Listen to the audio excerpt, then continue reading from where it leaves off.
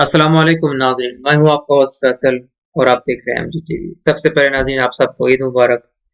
اور ناظرین آج ہے 24 مئی 2020 اور اس ویڈیو کے شروع میں ہم آپ کو بتائیں گے کہ آج سعودیہ میں ٹوٹل کورونا کے کتنے مریض سامنے آئے۔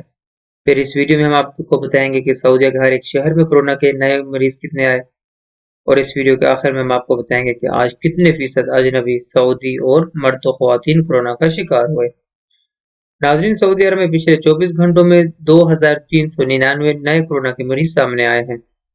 ناظرین اگر ہم سعودیہ کے شہروں کی بات کریں تو ریاض میں سب سے زیادہ 742، مکہ المکرمہ میں 611، جدہ میں 474، دوام میں 136، خبر میں 120، الجبیل میں 82، مدینہ المنورہ میں 69، طائف میں 25، قطیف میں 22، خلیس میں 19، حفوف میں 18، حائل میں 12، بریدہ میں 12، ظہران میں 7، بیش میں 6، الخارج میں 6، فریبان میں 4، شرورہ میں 4، ماحل عسیر میں 3، تبوک میں 3، البکیریہ میں 2، السحن میں 2، راست نورہ میں 2، صبیہ میں 2، رابغ میں 2، رماح میں 2، العقیق میں 1، البح میں 1، الحناکیہ میں 1، ینبو میں 1، الرس میں 1، الگوز میں 1، الگریع میں 1، ابہا میں 1، خمیس مشیط میں 1، موقق میں 1، المجمع میں 1 اور حقل میں بھی 1 کورونا کا نیا کیس سامنے آیا ہے۔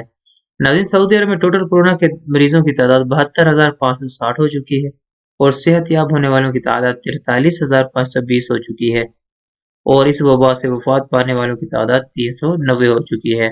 ناظرین آج کی رپورٹ کے مطابق 34% سعودی، 66% اجنبی، 79% مرد، 21% خواتین، 10% بچے، 87% نوجوان اور 3% 65 سال سے اوپر والے بزرگ کورونا کا شکار ہوئے ہیں۔